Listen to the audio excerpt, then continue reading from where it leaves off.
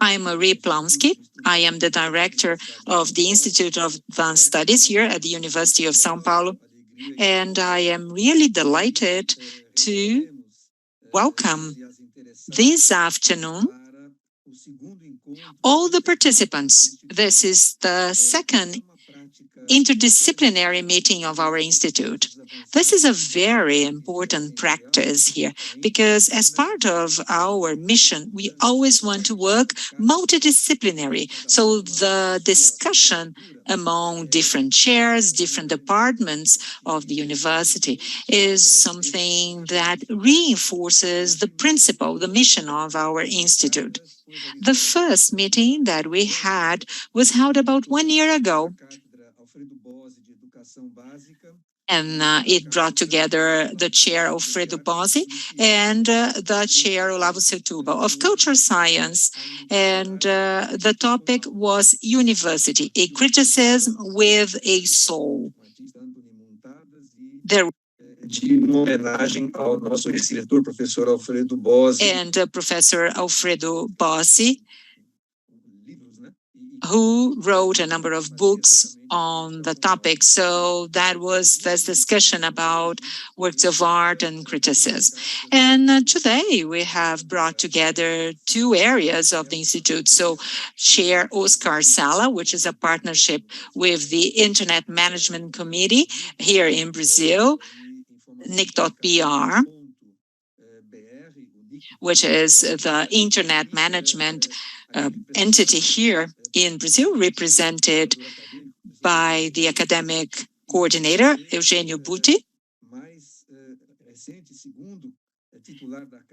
and also the co-chair, Oscar Sala, Virgílio Almeida. He is Professor Emeritus from the University of Minas Gerais, and I would like to thank him for helping us organize this international activity in our Institute of Advanced Studies, and I'm sure this is going to be a very inspiring opportunities to all of us. And he's going to tell us more about what we are going to do in upcoming months. Then we also have the chair, Olavo Setúbal, of Culture and Science, coordinated by Martin Grosman, our academic coordinator, in partnership with Itaú Cultural. Chair Olavo Setúbal is the oldest of our chairs in the Institute. It is going on in its second cycle. In other words, it has already celebrated 5 years and it has been renewed. And this is a group that deals with a number of topics concerning gender, race, and the topic that we are going to discuss today, introduced by Professor Virgílio Almeida, brings together a very important concern of all of ours. Technology aspects that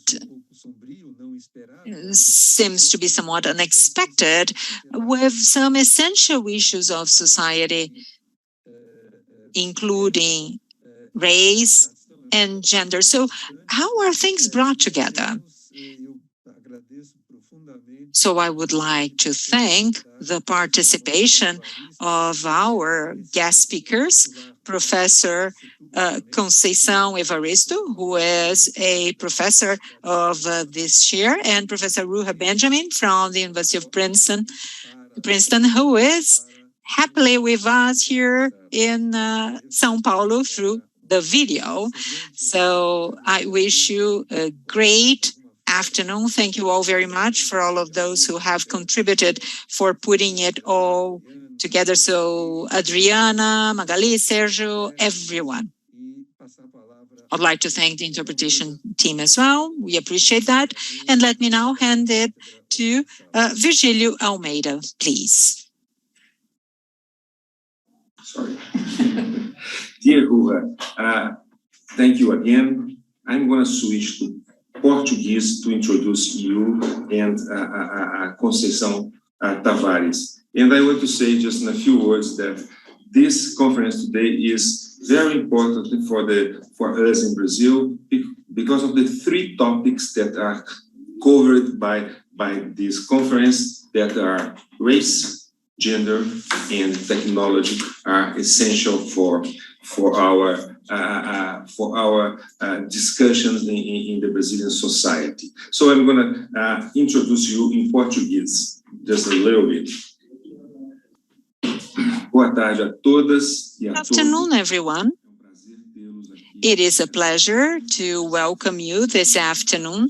We are honored to have with us Professor Ruha Benjamin from Princeton and writer and scholar Conceição Evaristo, who are going to address a very interesting topic for the Brazilian society, which is the role of women, race, and the impact on technology. With no further ado, Professor Ruha Benjamin is a professor in the Department of Studies, Afro-American Studies at Princeton University, where she also studies the social dimensions of science, technology, and medicine. She is the founder of IP Wells, Just Data Lab, and associate professor of the Center of Policy and Information Technology, History of Science, Health and Wellbeing Center, and the Program of Gender and Sexuality Studies. She also works in executive committees of the Global Health Program and a number of health policies of the Center of Digital Humanities. In the last decade, Professor Benjamin published 4 important books that were extremely important. So, Our Justice, Race After Technology, People Sciences, and Captivating Technology, Race, Carceral Technoscience, and Liberatory Imagination in Everyday Life.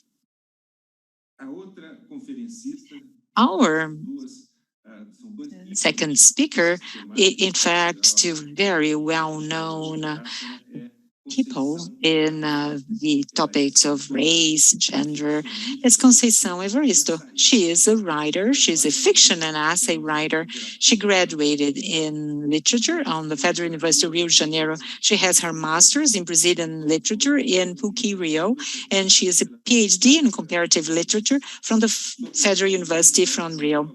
Her first publication was in 1990 in the series called Cadernos Negros of group Killombos hoje. She has published 7 books, including a Jabuti Award winner, Olhos d'Água, from 2015.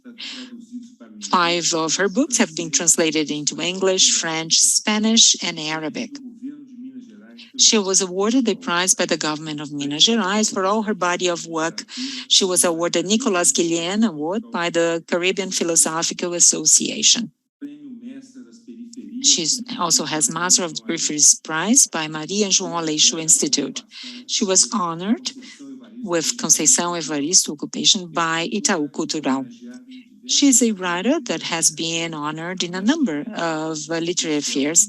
She's the mother of Aina, a special girl, since 2019, and she has 3 of her 7 books approved by the National Program of Literature, and she was an honored writer of the Brazilian Language Olympics.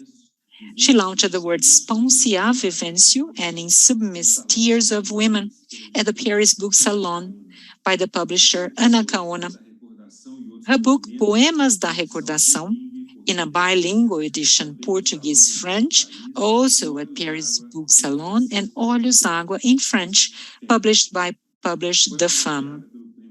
She was honored by Jabuti Award in 2019.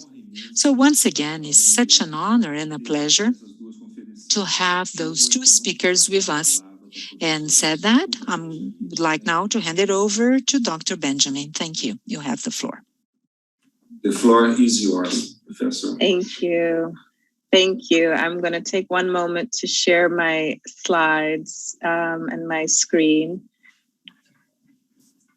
All right, hopefully you can see. Thank you so much to the Institute for Advanced Study and Professor Almeida for inviting me to participate today. For everyone tuning in, thank you, and the translators especially, thank you. My deepest appreciation also to Professor Evaristo for her incredible body of work, challenging the racist and sexist status quo in Brazil, and the simultaneous erasure and exploitation of Afro-Brazilian women in particular. It's truly an honor to be in conversation with her today. In Professora Evaristo's hands, writing itself becomes a technology for dismantling oppressive systems, many of which are buttressed by the other types of tools, which I will discuss shortly. I'll begin with the words of the Black feminist writer Toni Cade Bambara, in which she cautions, not all speed is movement. This point, I think, can be applied to so many areas of our lives where we're racing after something. But for our purposes today, I'd like to apply this idea to technology and technological speed. It reminds us that the market logics of tech innovation are not synonymous with social progress, that technology can just as well reflect and reproduce social inequities if we fail to slow down and consider the social fault lines and violent borders that animate everyday life. As we see in this photo here, robot dogs are proposed as a desirable method of patrolling the US-Mexico border. But is it? What would slowing down to carefully assess this or any technology entail? For starters, I think it means looking beyond the shiny, Então high-tech queremos olhar surface. além da superfície brilhante da tecnologia. Sorry, I'm hearing the translation. One moment. For starters, I think it means looking beyond the shiny high-tech surface, not falling for the marketing hype, and instead critically assessing the social and political environments in which tech fixes for social problems are proposed. Slowing down also entails bearing witness to the suffering that surrounds us, suffering that is not inevitable, but predictable. Horrible, shocking, heartbreaking. These were some of the reactions to photographs and videos showing US Border Patrol corralling Haitian migrants attempting to cross the Rio Grande into the United States in fall 2021. The agents straddled horses, wielding whips and shouting expletives in scenes that seemed to evoke a prior era of racial slavery. Social media erupted with charges of racism and the routine dehumanization of Black, Latinx, and Indigenous migrants as compared to the border crossers coming into the country from Canada or those entering the country by plane. On Instagram, I scrolled past vintage drawings of slave catchers in the 1800s, juxtaposed with this more recent footage of border police hovering over the drenched bodies of families carrying their belongings in trash bags. Scrolling further, one friend posted a video of Joe Biden in a 1994 PBS interview with Charlie Rose, in which Biden said, "If Haiti just quietly sunk into the Caribbean or rose 300 feet into the air, it wouldn't matter a whole lot in terms of our interests, Another friend posted the words of poet Warsan Shire. "You have to understand, no one puts their children in a boat unless the water is safer than the land."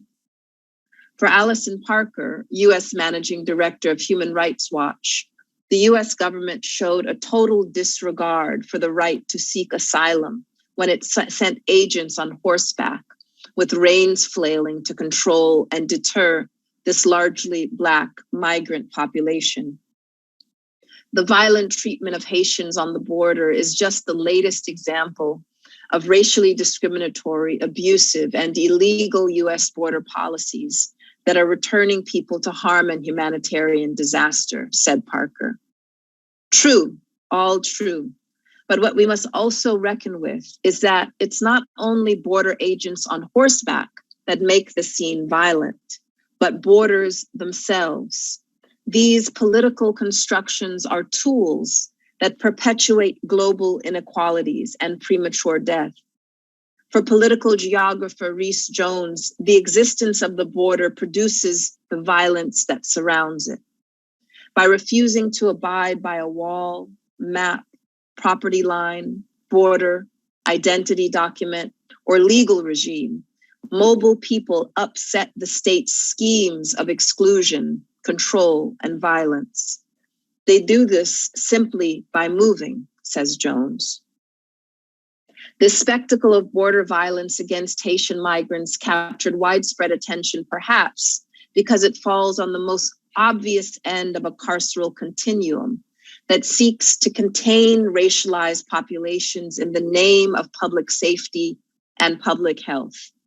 But what of the more insidious end of the spectrum? Already the Dominican Republic is employing a digital ID system that discriminates against those of Haitian descent.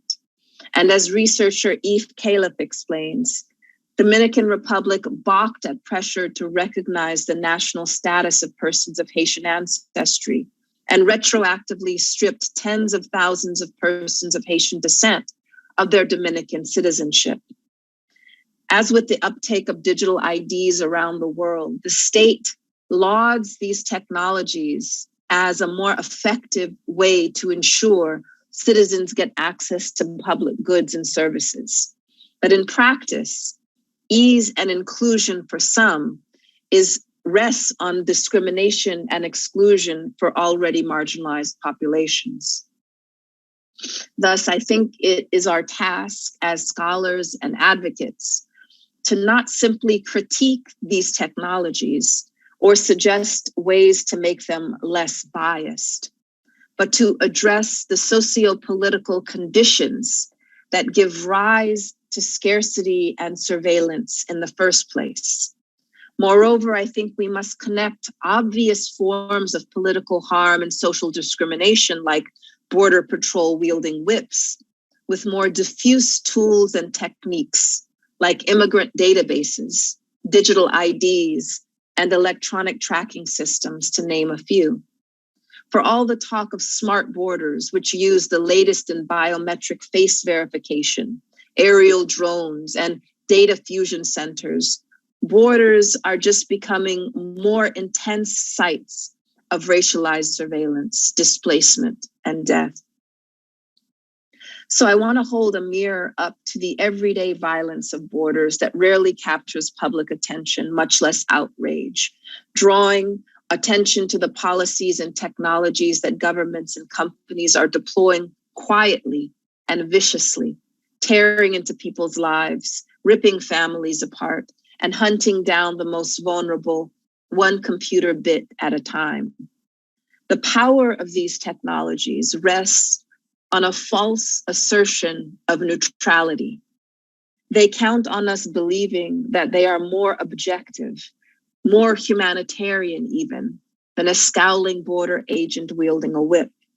After all, different types of violence can coexist, some spectacular and swift, others quiet and methodical. I want you to note that on January 20th, 2021, his first day in office, President Biden issued an executive order pausing the remaining construction of the southern border wall initiated during the Trump administration.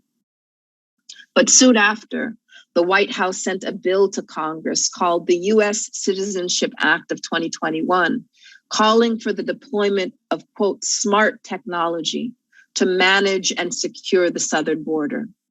And just as I've argued in my own work for abolitionist tools that counter tech-mediated anti-Blackness in the US, which I'll discuss more shortly, we also have to question and organize against high-tech border imperialism that harms racialized people globally.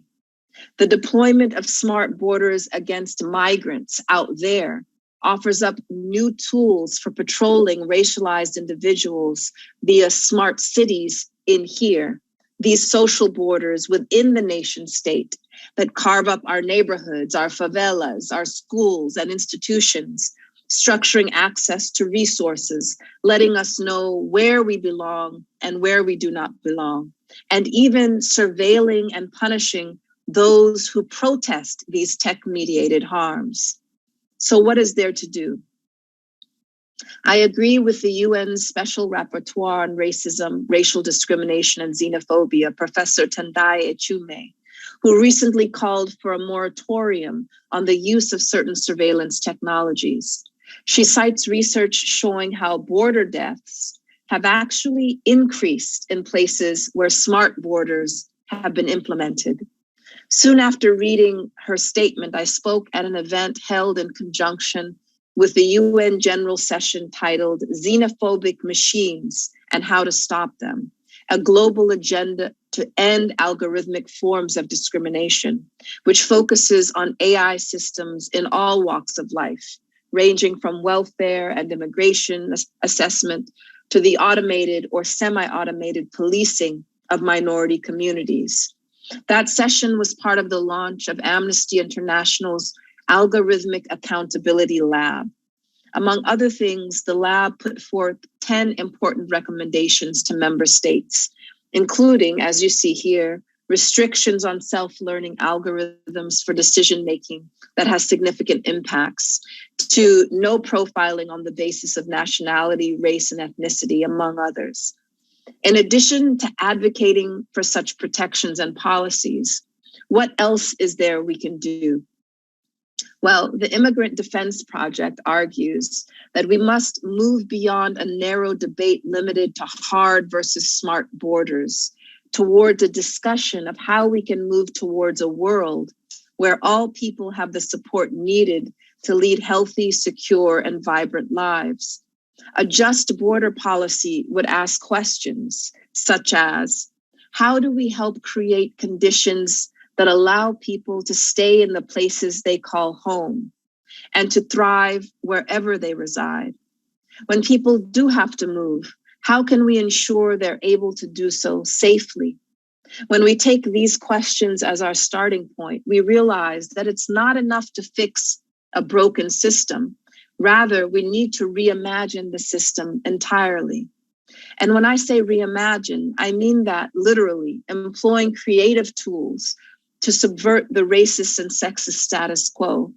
As when architect Ronald Rayal imagines binational libraries, shown here, where people share information and knowledge and where the border becomes nothing more than a bookshelf, or his design of a teeter-totter that cuts across the US-Mexico border, where the actions on one side have a direct consequence on what happens on the other. After all, Rayal implores, the wall is cutting through people's lives. And so he redesigned this well-known caution traffic sign showing a family of migrants crossing the road with one small tweak in which the family is running towards one another. It's a reminder for me that not only should we critique the world as it is, but reimagine it for what it could be, a poetics of the future, as I'm calling it here, which leads to one of my favorite subjects, the role of imagination in social analysis. And so here I want to take a 3-minute interlude and share a clip from the film Sleep Dealers by Alex Rivera, and then I'll continue with my talk. So here's a clip, it's about 3 minutes long. In this scene, you'll see the character as he crosses the border for the first time. So you'll see he's in Mexico, but he comes to America in a new way.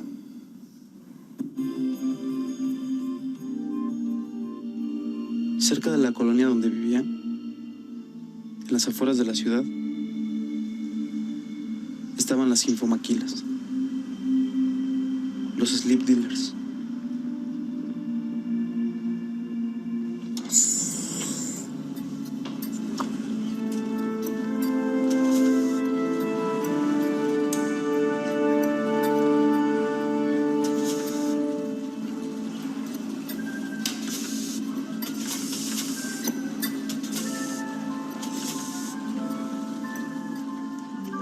Este es el sueño americano. Le damos a los Estados Unidos lo que siempre han querido. Todo el trabajo, sin los trabajadores. José está en un matadero en Iowa. Y María es niñera de una niñita en Washington. Ustedes tres van a estar en una chambota en San Diego.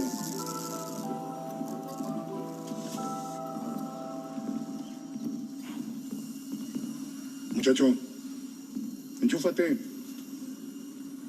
Tu futuro empieza hoy.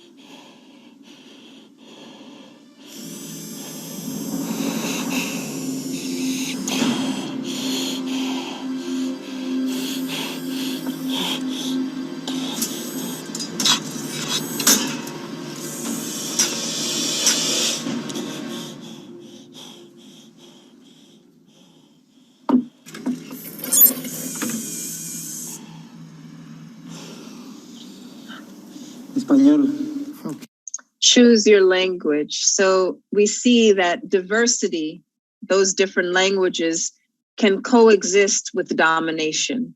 And so simply diversifying technology or tech development is not itself a solution to the harms that I'm describing.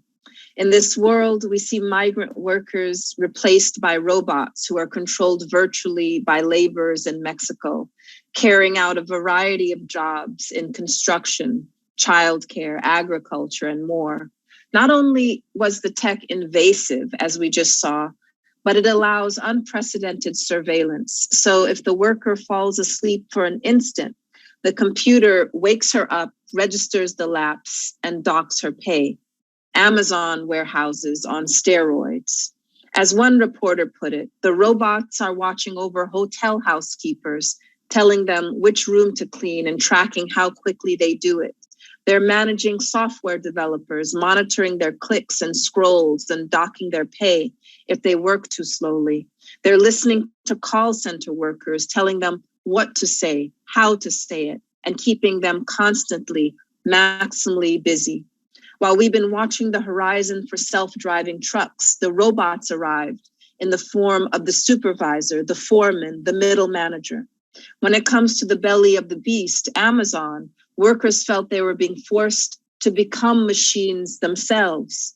Their chant, "We are not robots," reminds us that it's not job-stealing robots that are of most concern, but algorithmic overlords that intensify work, leaving no room for basic human needs and leading to many more injuries as people try to keep pace with machines who move around the warehouse as workers stand in cages, removing items from shelves the robots bring them. Yet we mustn't lose sight of the fact that it's not simply the technology that is oppressive, but the societies in which the technology is developed. Consider this 1957 ad from a magazine called Mechanics Illustrated. The robots are coming, and when they do, you'll command a host of push-button servants. It goes on to say, in 1863, Abe Lincoln freed the slaves, but by 1965, slavery will be back.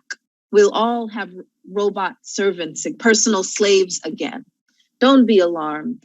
We mean robot slaves. So let's look at this ad for just a minute. There's two things I want to point out. First is to take note of this date, 1957. What is happening in the social milieu? Who is usually doing the domestic work, the cheap and free labor, dressing you, combing your hair, and serving you meals in a jiffy? The racial gender dimensions of domestic labor is part of the context in which this technology is being developed and proposed as a solution. The other thing to note is this one little word. We'll all have personal slaves again. That tells us who this technology is for.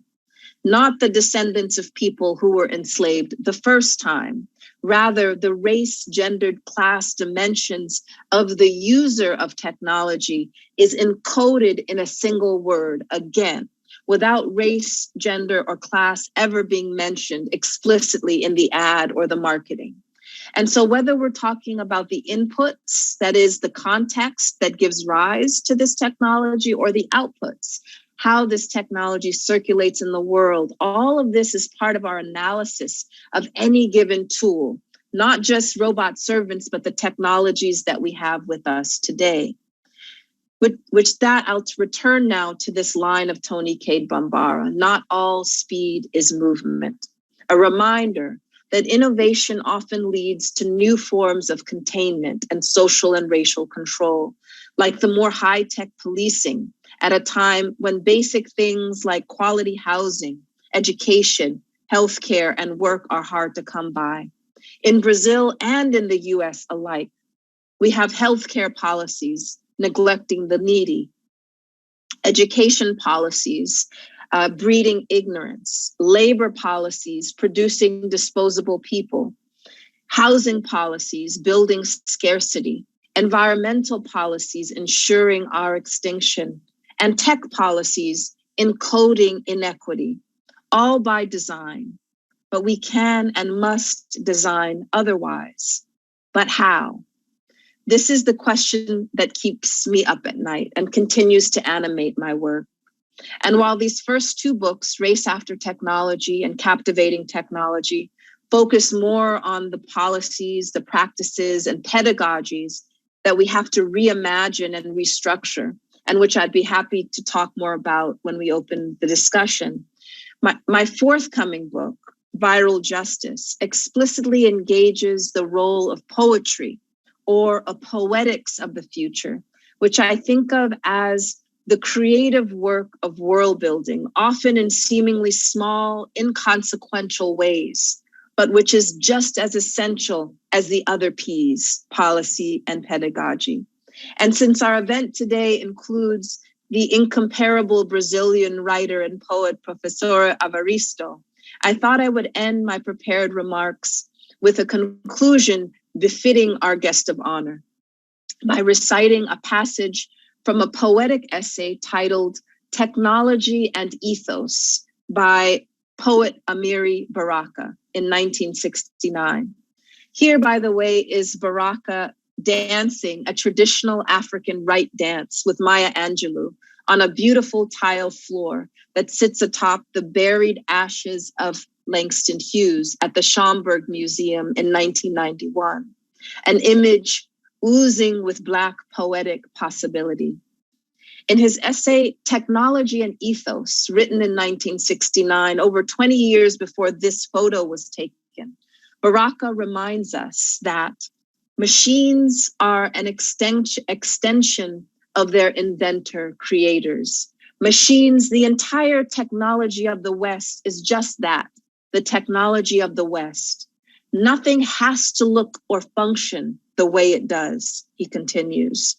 The West man's freedom, unscientifically got at the expense of the rest of the world's people, has allowed him to expand his mind, spread his sensibility wherever it could go, and so shape the world and its powerful artifact engines.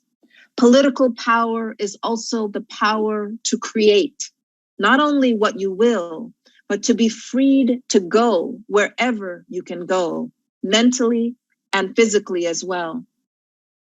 Black creation powered by the Black ethos, brings very special results, Baraka argues.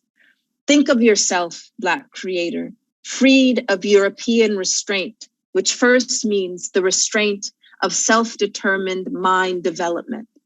Think what would be the results of the unfettered blood inventor creator with the resources of a nation behind him. To imagine, to think, to construct, to energize.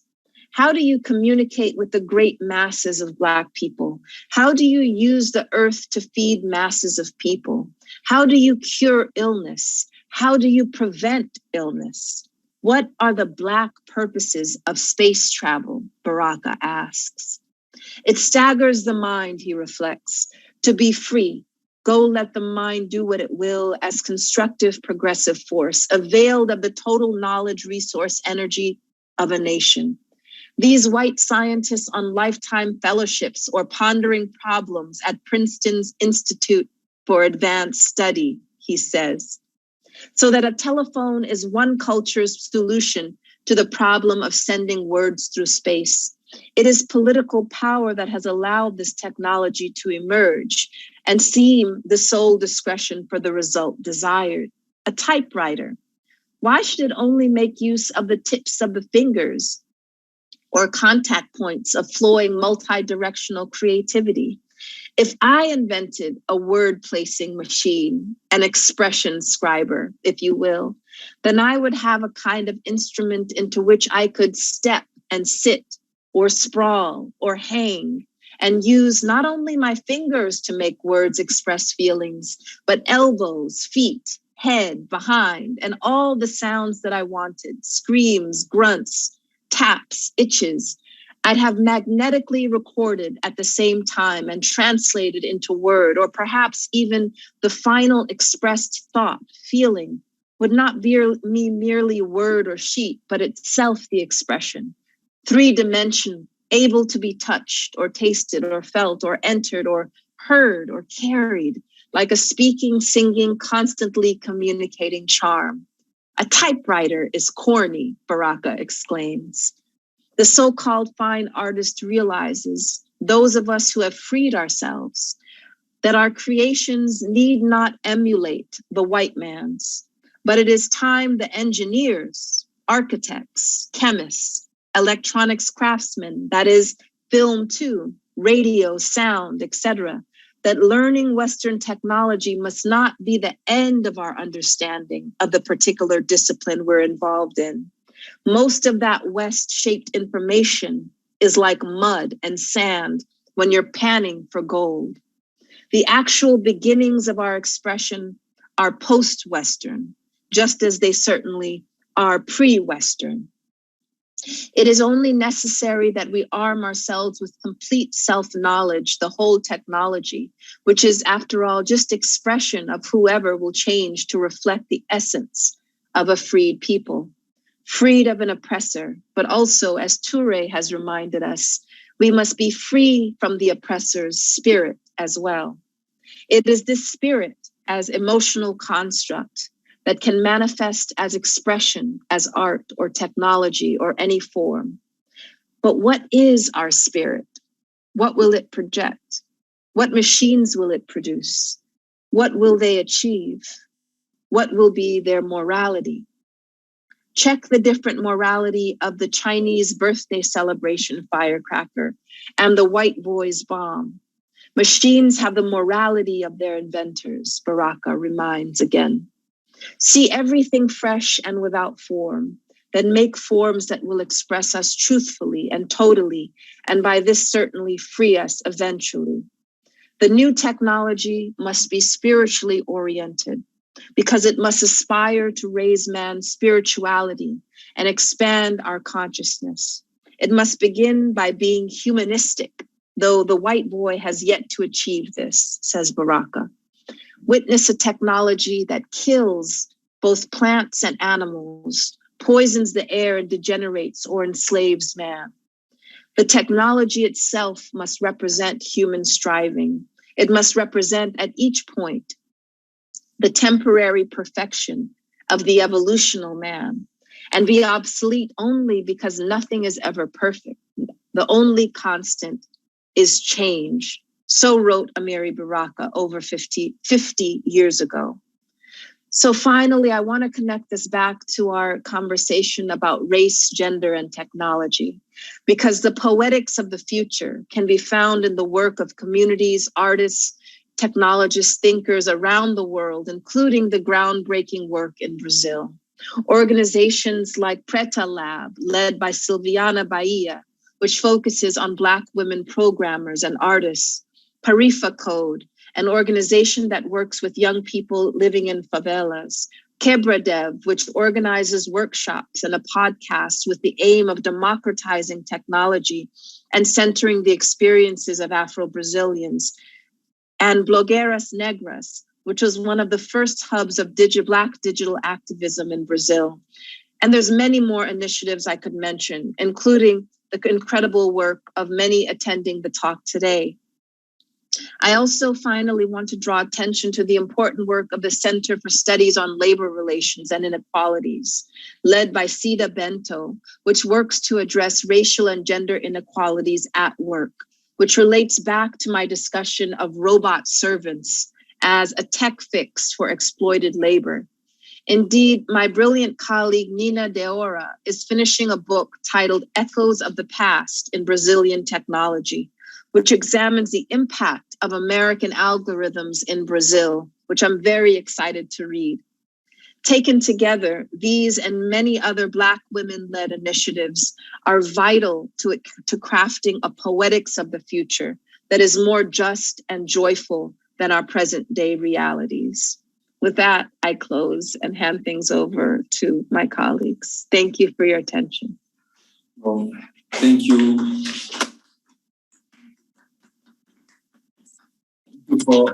for your wonderful and inspirational talk. It was really magnificent for us. And now we are going to have Conceição Evaristo, that comes also from the humanities, to show her ideas about women, race, and technology. Professora Conceição Evaristo, o microfone é da senhora. Professor Evaristo, floor is yours. Good afternoon, everyone here. I would like to thank the chair, Oscar Sala, for the invitation to be here.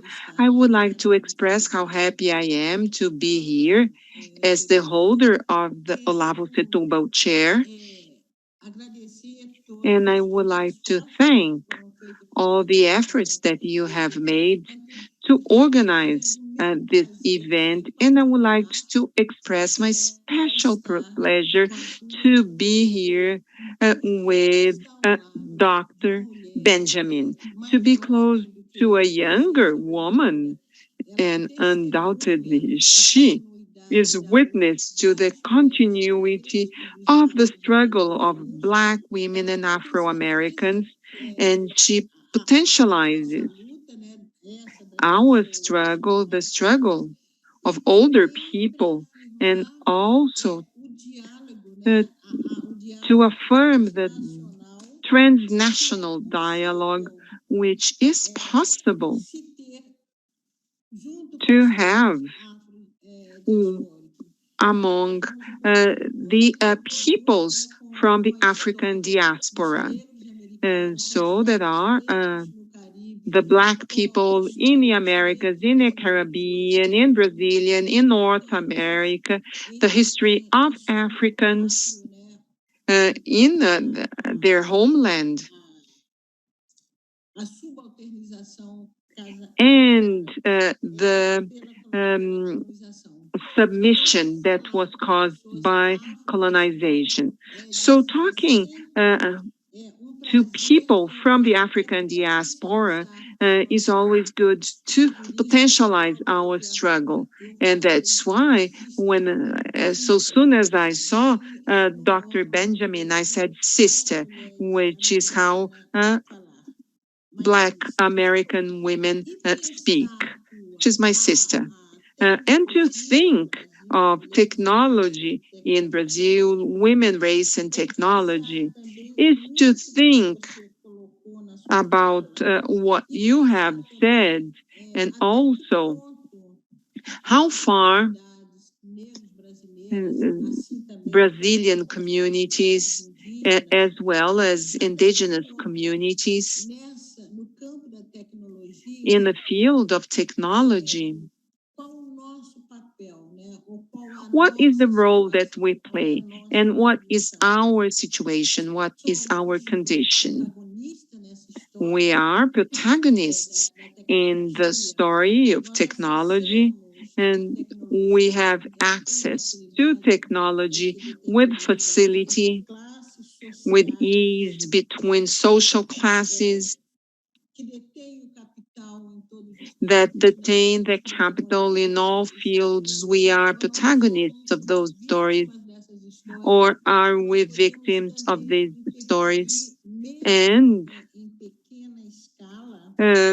even in a small scale, we have this field of technology, and this Black ethos,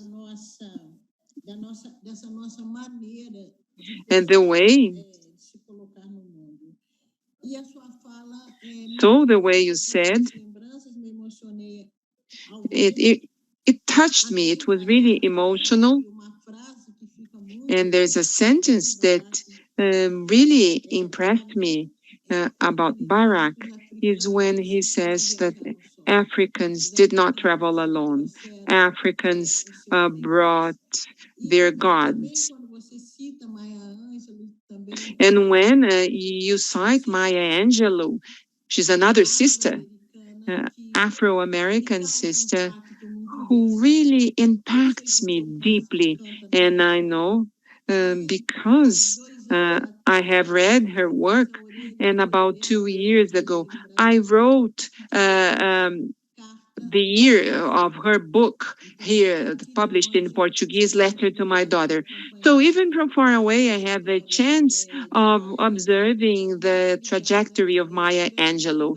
So thank you very much for the memories that you bring to me, which are not very common in academic discourses. So even you are related to a Black history, African history, Afro-American history of the diaspora, to have contact, closer contact with these situations. And before thinking of technology, or as protagonists or victims of the technology,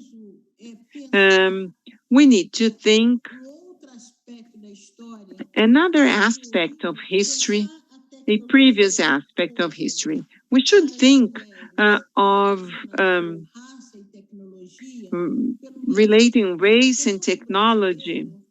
At least in the Brazilian field, we should think of technology without going back to the historical process, and which is to burn phases, to skip phases with technologies that are not simpler, but older technologies, as the Afro-Brazilian community uses those technologies, and how it seizes these technologies even late. And there is still a process which is not fully democratic. So the first technology, which for the Afro-Brazilian community is present, and also the indigenous community in Brazil, but I'm going to stick to the Afro-Brazilian. So the first technology in which we are lagging very much is the technology of access to learning how to read and write. And so if we think of contemporary technology, there is a gap, and a hole, a big gap. For example, while in the United States, or all brutality and the interdiction of the Black people,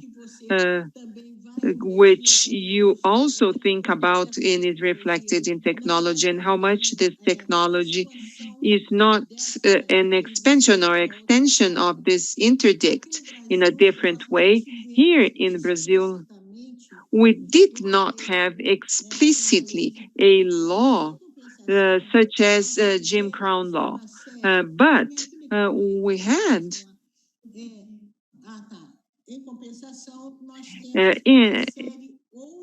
on the other hand, there were quite a few interdictions and a first technology that is necessary for survival in modern society. So, for example, we are going to see that in 1824, according to the law of the Brazilian Empire, Black people could not go to school because they were considered as having contagious diseases. Legally, this decree law was in effect until 1889 with the proclamation of the Republic in Brazil. So I think that this first access to the basic technology was denied to the descendants of Africans in Brazil. There is a record of the first school for Blacks in Brazil, the school called Pre-Tech State, an initiative of a former slave. It worked from 1853 to 1873 in Rio de Janeiro. It's interesting because in the history of Afro-Americans, we find even universities that were formed and built by Afro-Americans and even Black women. The exclusion of Black women and enslaved people was regulated by Decree Law 7031 of September 6, 1878. Only males and people older than 14 years of age, free or freed, healthy and vaccinated people could enroll at the school. So interdiction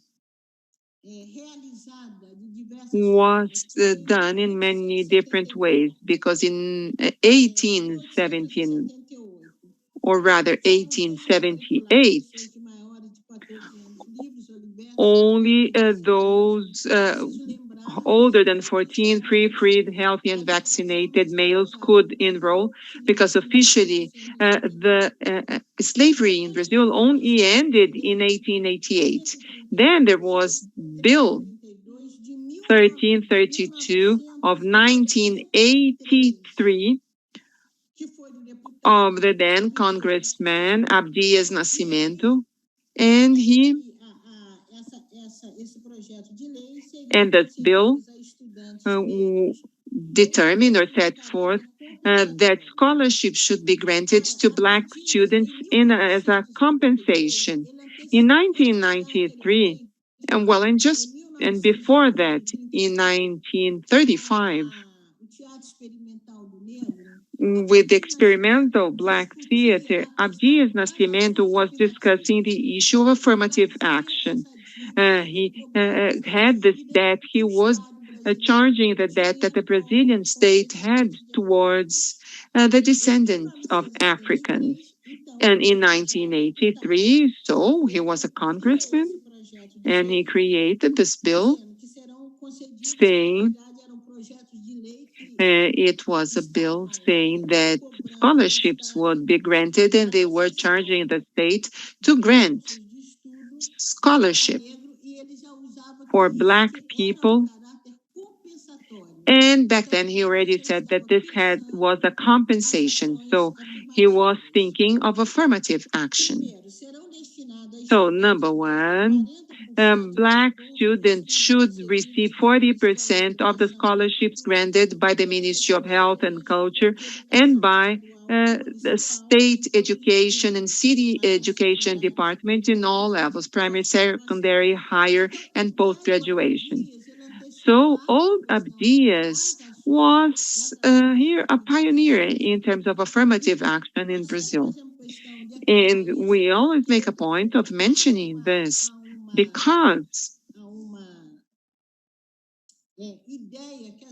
there is an idea that affirmative action in Brazil started from top to the bottom. And yes, we do understand that there have been governments that were capable of listening to the demands of the people of the Afro-Brazilian community. And they started affirmative action here in Brazil, and it started being discussed in the government of Fernando Henrique. And then affirmative action really went into effect in the first administration of the former President Lula. Now, the most thought-provoking for us and for us to think and understand this gap that we have today, in my understanding, which are the possibilities for Afro-Brazilian communities to interfere in this process, both as protagonists and also as beneficiaries and participants of this phase, just for us to understand the lag that the Afro-Brazilian people have, and also to understand that even though in Brazil there was not a Jim Crow law, so the affirmative struggle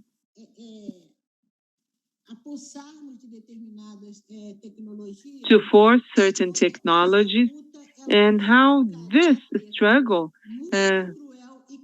is very cruel and is very much pervaded by racism. And what gets our attention is that on May 30 of 2006, meaning 16 years ago, when we were talking very intensely about the implementation of affirmative action, there was a manifest against affirmative action within the lay of quotas. And then when we discussed racial equality laws, a number of Brazilian professors, scholars, politicians, celebrities, let's say the thinkers of the country, those who are opinion leaders, they prepared a manifesto signed by these leading thinkers against affirmative actions.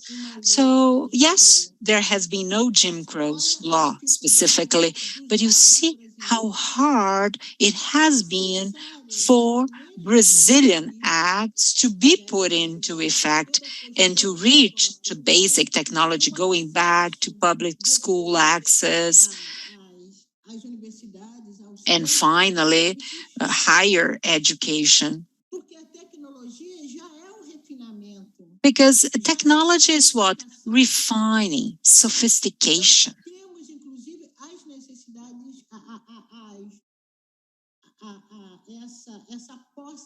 We still have been denied basic access to things. So it's still part of our fight.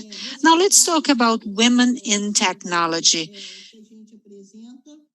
You have mentioned, Ruha, some of the women that I am going to make reference to, but I think that all the different movements of Afro-Brazilian have been emotionally supported, and you know that quite well, that a racist society sickens us, really makes us get ill. So I think that the best emotional support is the Black ethos that we maintained through memory and poetry. The poetry that's part of the Black ethos and that it's constantly expanded. And the best example, you know, and you know quite well, it's Brazilian Carnival. The Black ethos in Brazilian Carnival is really prevalent, and it serves as resistance, conscious or unconscious, but it works not only for Brazilian Black citizens, but for the Brazilian nation at large, because it forms our nationality. Such similarly to the indigenous ethos, that's part of our history and heritage.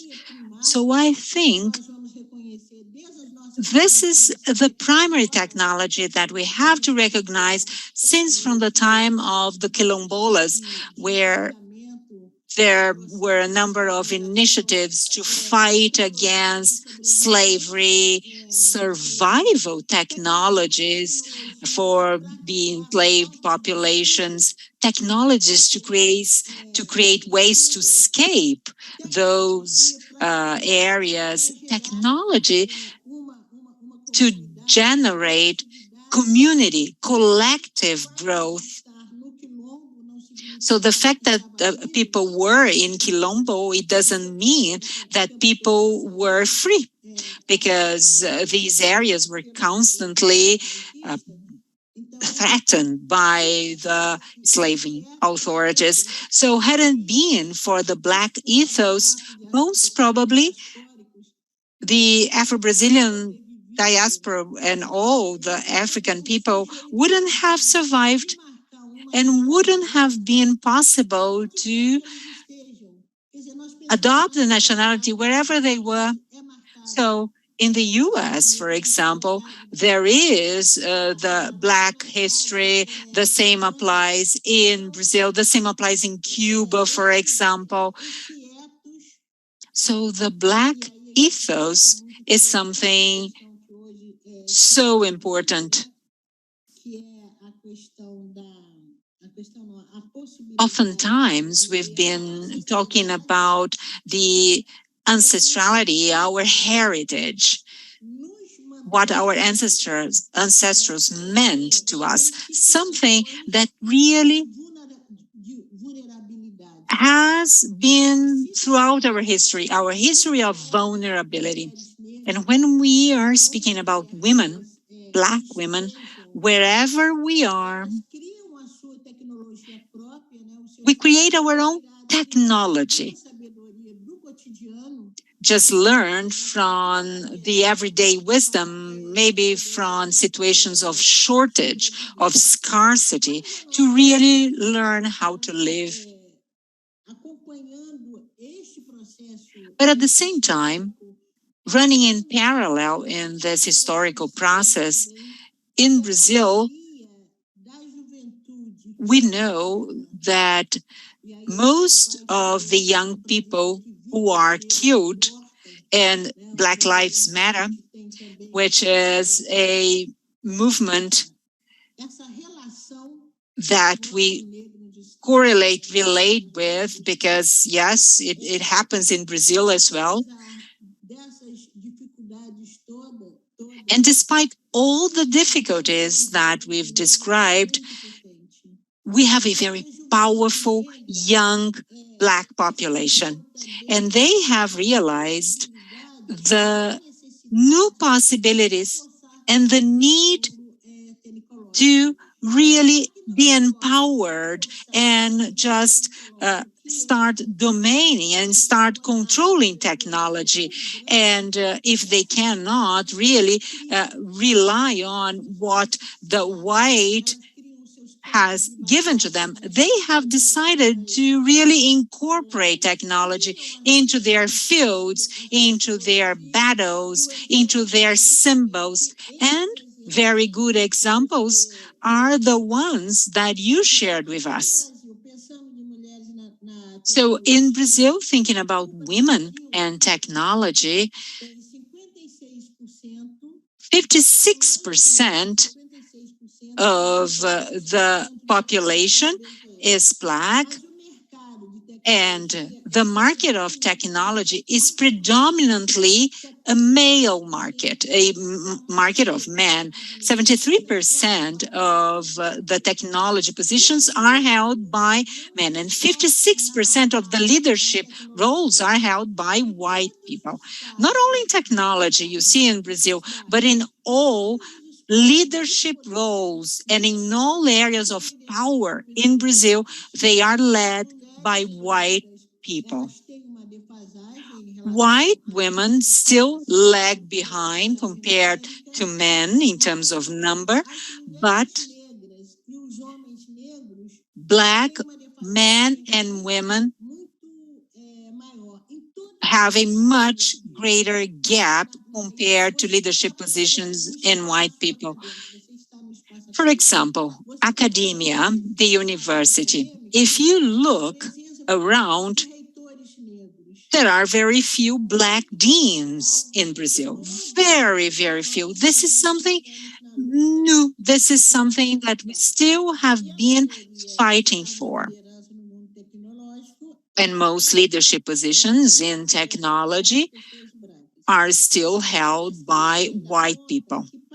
This research also indicates that things are even harder for Black women.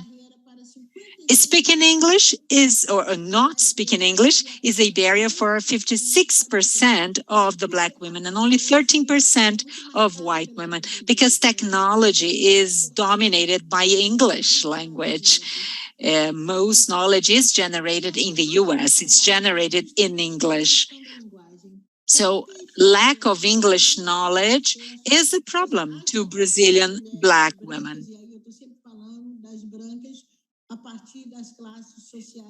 And of course, we are the fact that, for example, why do white women speak English? Well, they learn from kindergarten because they go to the best schools. So young Black boys or girls go to school, but very few of them learn English and can really communicate, converse well in the language. Well, they can always go to an additional English course, right? An extracurricular course. Some schools offer that, but in itself, the English language is a barrier to women, Black women, to access technology. However, we are very bold, and this is something that it's important to emphasize. Such a brave new generation. So what you've mentioned, Silvana Bahia, known as Jill Bahia, who is a director of Olavo, that really empowers women, Black women in technology. And there are a number of other girls, most of them really very young, such as Maria Rita Casagrande, who is a consultant, a mentor of entrepreneurship, and very active participant of the discussions about Blackness, LGBTQI issues, and female empowerment through technology. And it's interesting to observe that all these young women are using technology based on their experience as Black women, as Afro-descendant subjects. Laís Silva Gomes, who is a developer, and she advocates for democratization and diversity in the process of software development. Bia Michelle Miranda, who is a consultant in diversity and inclusion. Gabriela Matos, who has had her bachelor in computer science, Jessica Osco, who is a developer and a collaborator of project Minas Programam, Programaria, and Preta Lab.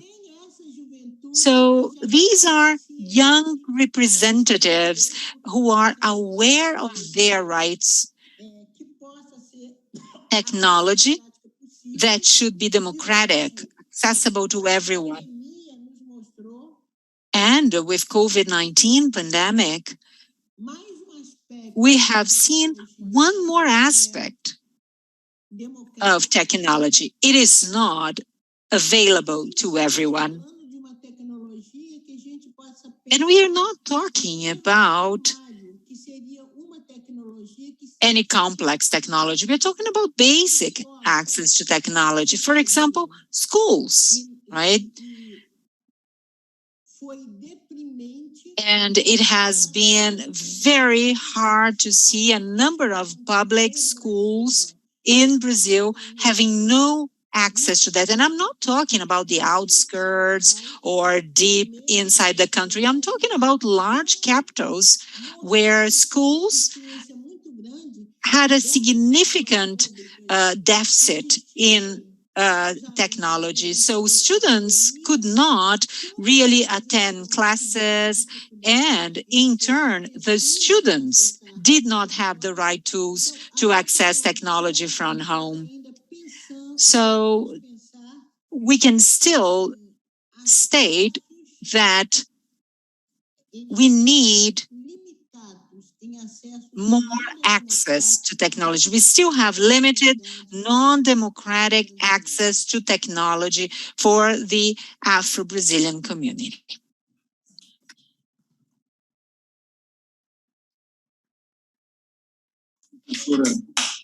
Conceição Evaristo. Professor Conceição Evaristo, it's been really a magnificent talk to us. I'm deeply grateful to you. Your understanding of the current situation. Professor Benjamin would like to make a few comments, right? Yes, thank you. I really appreciated all of the points. I just wanted to highlight two in particular that spoke to me in terms of the talk. For me, Professor Evaristo is expanding and exploding what even counts as technology. And there's two things in particular. One is the focus on reading and writing as basic tools and technologies for exercising and expressing belonging and citizenship and one's humanity, and the fact that those continue to be denied through access to quality schooling.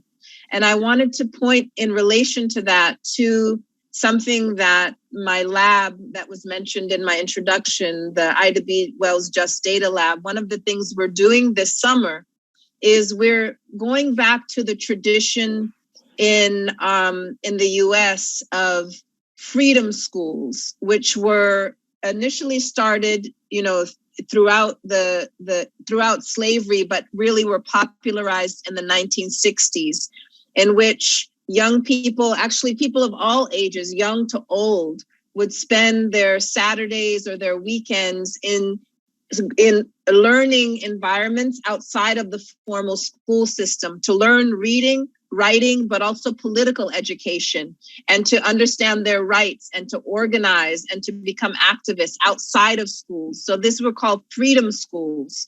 And so one of the things my lab is doing this summer is we're learning more about that tradition of freedom schools. And we're thinking about what does it mean for the 21st century if we have something like tech freedom schools. What does tech freedom schools look like? Where we're learning, we're being critical about the inequalities around us, and we're gaining the skills in order to read our social reality with greater precision and accuracy. So for those who are attending today's talk, if you would like to learn more about the tech freedom schools, we will be doing presentations about them on August 4th and 5th. There's another conference, virtual conference called Civics of Technology. And the students in the lab will be presenting, and I can share the information on social media and with the organizers today. So you can learn about tech freedom schools and how that can be adapted in other places, not just in the US. The other point that Professor Evaristo mentioned is Killombos as survival technologies. And I thought that was really, really important. And of course, in other places in the US, we will call them maroon communities, Killombos and maroon communities, where the enslaved would retreat and create their own refuge away from the oppressive system. And so one of the things that my students have been working on, again, applying this tradition of maroonage to the present, is they're thinking about what does digital maroonage mean? Digital maroonage, meaning how to retreat from the surveillance state, how to retreat from the surveillance tools that are impacting them. And so they're theorizing and they're practicing this thing called digital maroonage. And I wonder what it would look like in the Brazilian context, how organizers and scholars and activists are thinking about perhaps digital quilombos, right? What is digital quilombos? Because it's not simply that we want to have access. We want to have access to the things that will help us, but we also don't want to be accessed by the things that will harm us, right? So we want a way to have refuge away from the police, a refuge away from the state that is harming us. And so I would just offer that term, digital quilombos, as something that can help sort of ground the younger, especially the younger generation, as they spend so much time online. But what you have access to has access to you. And that's not always a good thing. And so I wanted to throw that out there for people to think about and consider. Thank you, Professor Ruha. Well, I don't know if Professor Conceição wants to make some comments. So if she wants, the floor is hers.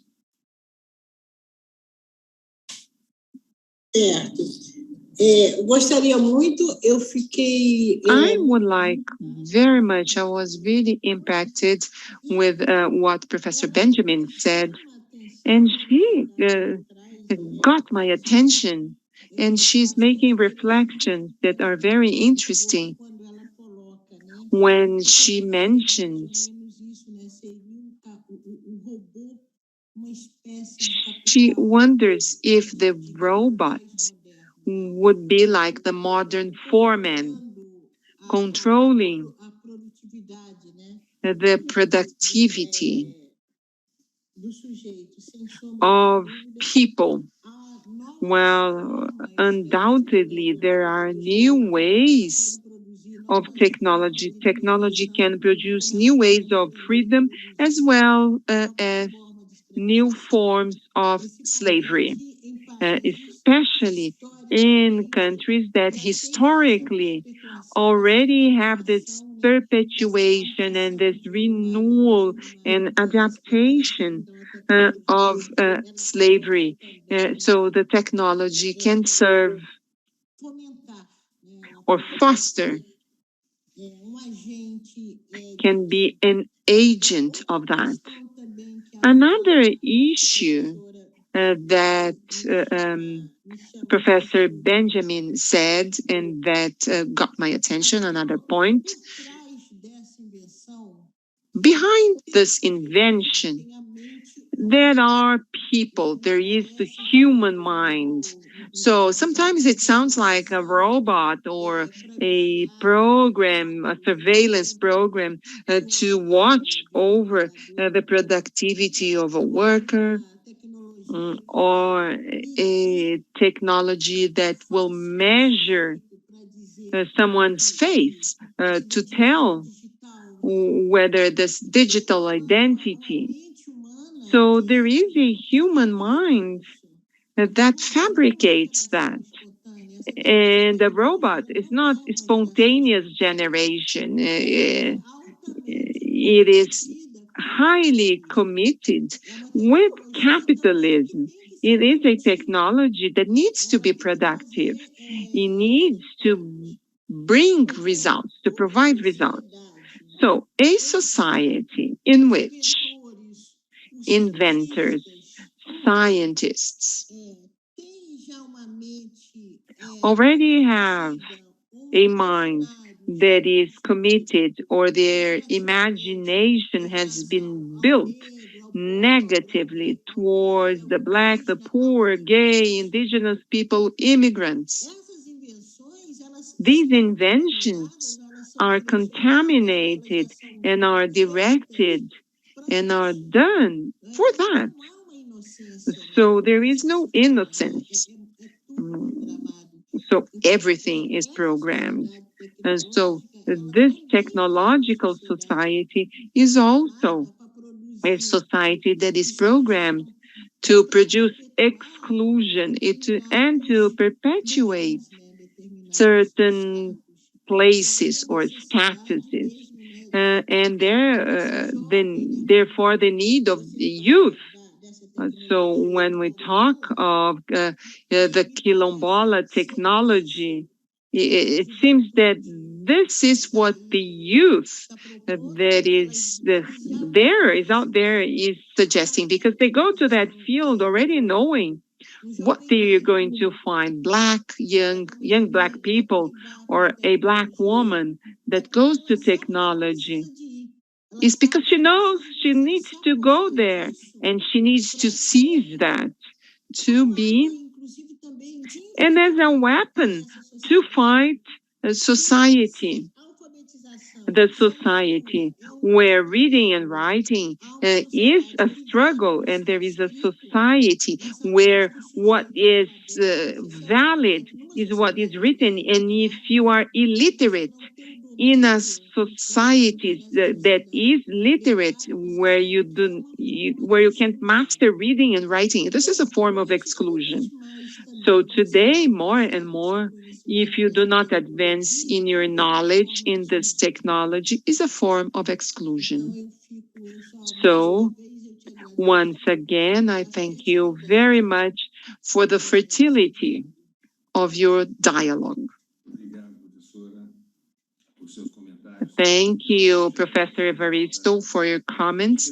You're coming to the end of this conference, unfortunately.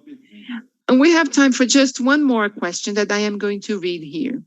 The question was made by Professor Vanessa Monte from the School of Philosophy and Literature from the University of São Paulo. I thank you both for your wonderful and reflexive presentation.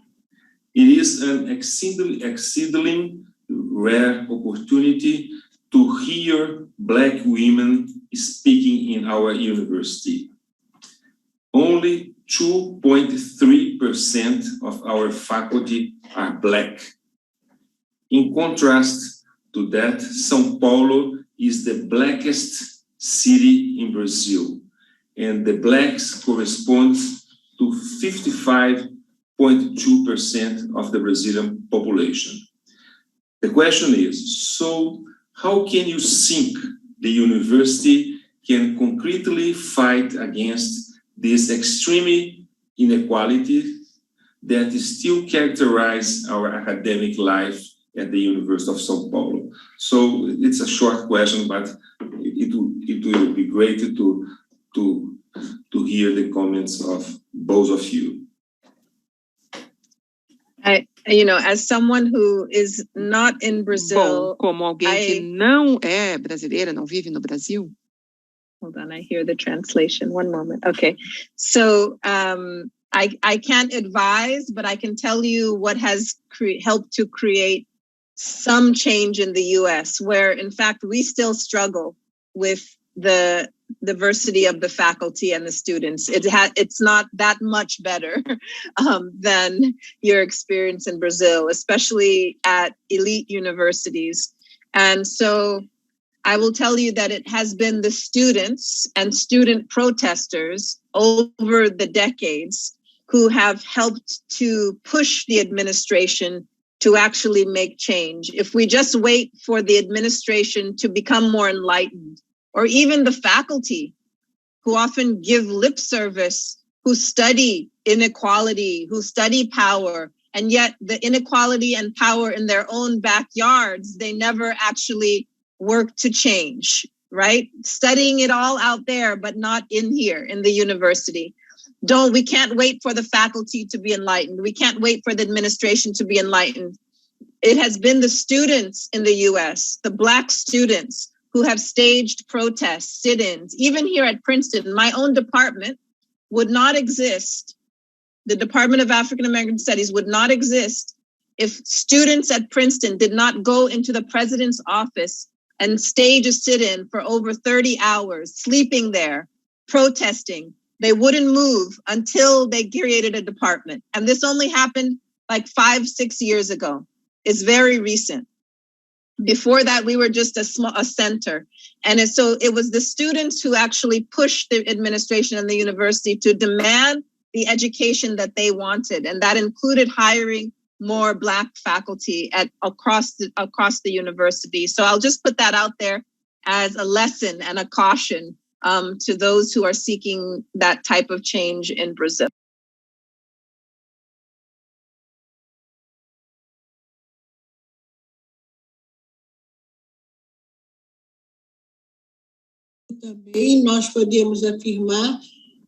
Well, I would also like to add that changes are resulting from the actions, and I can see it happening. I can speak, for example, in literature,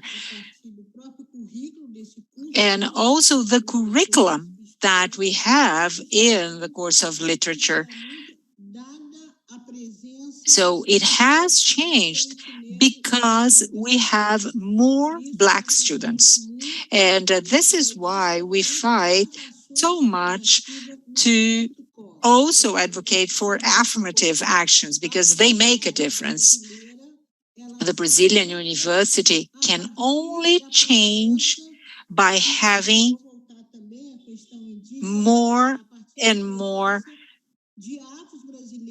Afro-Brazilian and indigenous Brazilian students in the universities. It is not, though we cannot rely on the good intention of the dean or some faculty members. Yes, there are deans, there are presidents of universities, faculties which are committed with these issues, but we know that only these students can change that. It is really the Black social movement that has to put these issues forward. This is what we have to do, keep on talking about it and demanding things. It's the social movement having more women in the university. So I think that's how we can make changes. Thank you. Unfortunately, we have to conclude our conference now. It was a huge privilege to attend this conference. And I thank you, Professor Ruha Benjamin and Professor Conceição Evaristo for sharing with us her thoughts and her knowledge. I have to say, I want to say it's a big thank you for both of you. Apesar de eu não falar inglês, well, even though I don't speak English, I would like if Professor Ruha Benjamin could share her email later for me to get in contact with her. I would appreciate that.